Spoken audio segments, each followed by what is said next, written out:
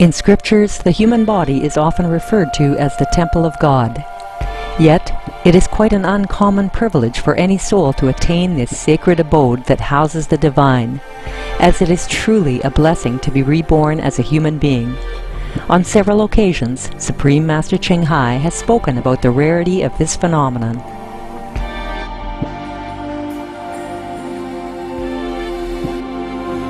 To be reincarnated in the human world is hard. You have to have enough human quality. You have to have affinity with the parents, yeah, and with the society, with the people around which you were born. And very difficult.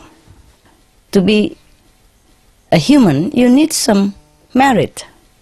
You have done something good in the past in order to be able, yeah, to be able to pick a human birth. As a living temple of God, the human body is fully equipped with miraculous wonders that can be awakened in those who are spiritually conscious and have complete faith in the Creator of all life.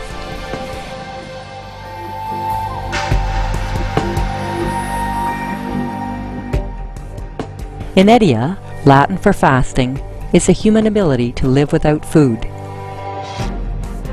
Since time immemorial, there have always been individuals who can sustain themselves on prana, or the vital life force. Through the grace of Providence, initiates, people who follow a food-free lifestyle, can draw the energy from nature to nourish themselves. They live on the chi, from the ground, or from the forest, and from the sun and from the air. They make use of all that. Or they live on love, on faith alone. These individuals are known as breatharians, pranarians or initiates, solarians or watarians, and they come from all walks of life, from different cultures and all corners of the world. Indeed, the possibilities and miracles in this life, as our benevolent Creator has designed for us, are endless. We only need to connect within to recognize our abounding largesse as God's children. Supreme Master Ching Hai has lovingly recommended a weekly series on Supreme Master Television to introduce those individuals of the past and present who have chosen to live food-free on earth. May their spiritual stories enthrall you. May hearts be opened and horizons be expanded.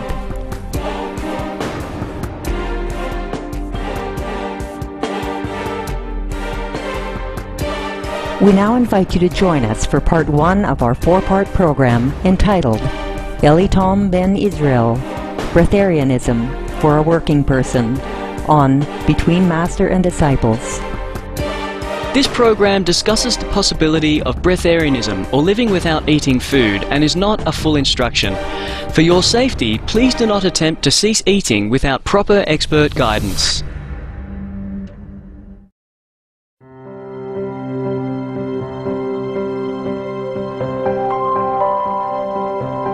Hello, happy viewers. Thank you for joining us as we return once again to Ohio, USA to speak with Elitom ben Israel, who will give us a little more insight into the first days of his lifestyle as a breatharian. For starters, I want to change the name of breatharianism. I'm going to change it to food alchemy so people can have a better understanding what we're talking about.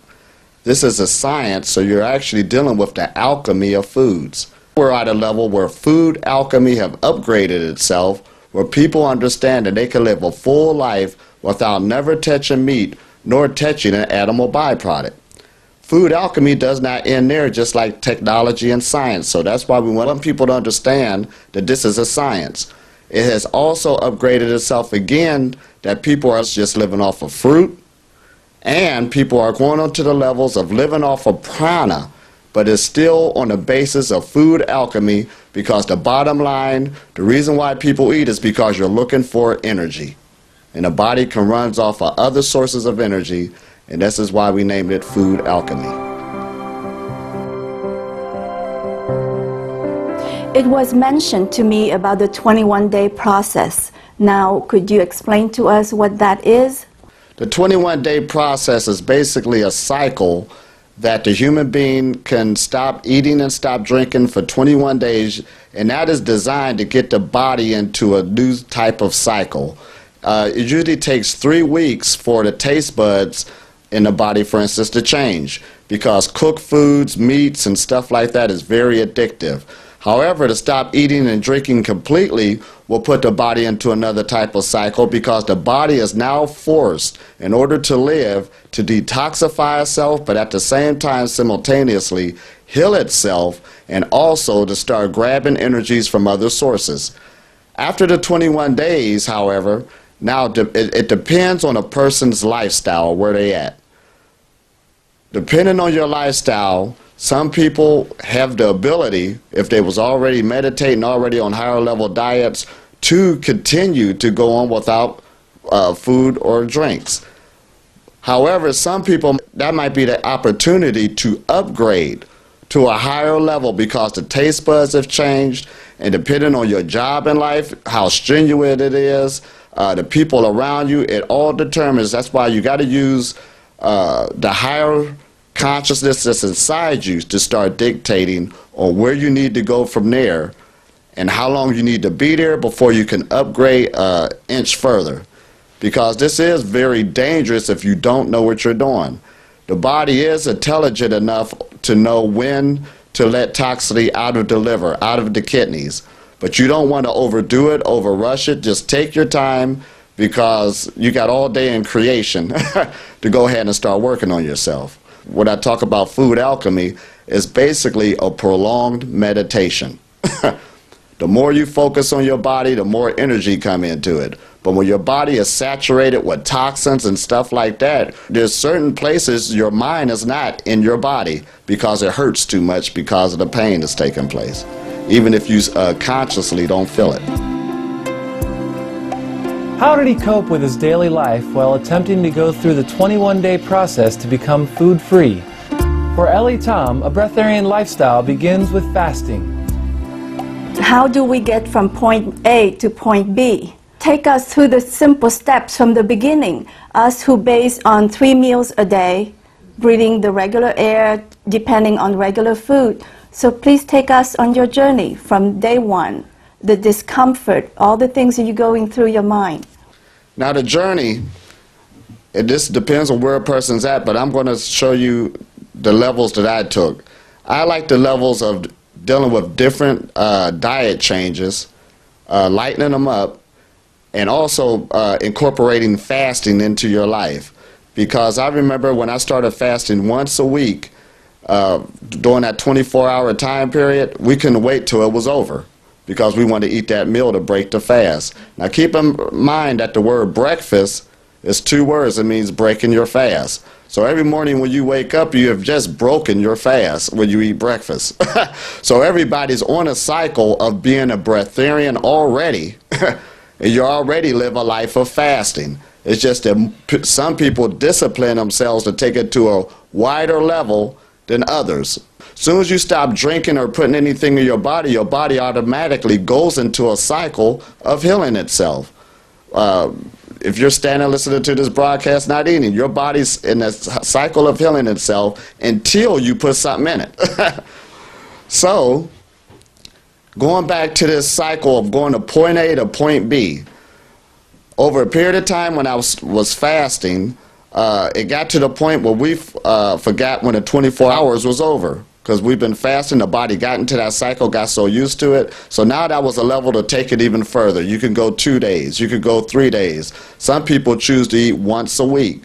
Now depending on where you at consciously, that depends on how much time this is going to take. Now keep in mind, being in a Western culture, this is a culture of instant gratification. People want stuff to happen real fast. This is not what we're talking about. In the East, you might just learn, especially in ancient times, it might take 2 years just to learn how to stand in a certain position to get the energy flowing in your body before you even get into learning the martial art itself. And they understood that it took a lifetime to master that. So dealing with the food alchemy levels that we're talking about, this is not no game where you just think you're going to jump in here and jump out and you've been eating all your life. Aches and pains all over the body, on medication. You got to think about what you're up against. However, it will happen when you put your body into this cycle, because there's even more fruits than what we're talking about right now that the human being can evolve to. We're just on that level to bring it forth to where we're at right now in our research and to where you can take it. When Elitom decided to become a breatharian, notwithstanding his busy schedule of working and taking care of his family, he had to adapt according to his environment in order to wean off his need for physical food. You've also mentioned that you were pretty much normal. You didn't do a retreat or anything. What do you mean by normal? Can you elaborate more on that? Well, normal just means that I was living a standard of this society. Eating 3 meals a day, having a job every day, taking care of the family. So you're basically just doing normal things compared to doing something, going to the levels of living more off of prana. So to go into those levels, yes, I wish I could have went to a retreat. But like I said, having a job, got to keep a roof over your head and stuff like this. How am I going to go into this, doing these everyday things that this society requires for you to be into it? So I had to think of a new way, and it took deep thought. So that's when I started creating another level to making diet changes. You know, I went from the veganism to the live and raw foods to the juicing, taking those levels, still doing my duties and work. And even on those levels, there's healing crises. There's times where you be tired, just still eating, going to those levels till the body get used to it. But when I seen when the body started getting used to it, that it can't keep going, then you just go further and further and further.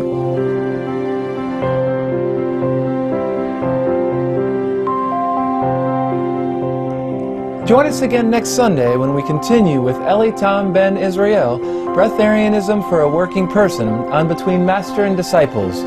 Hardworking viewers, please stay tuned to Supreme Master Television for Good People, Good Works, coming up next after Noteworthy News. Wishing you much light and laughter in every moment. For more details, please visit www.suprememastertv.com/BMD.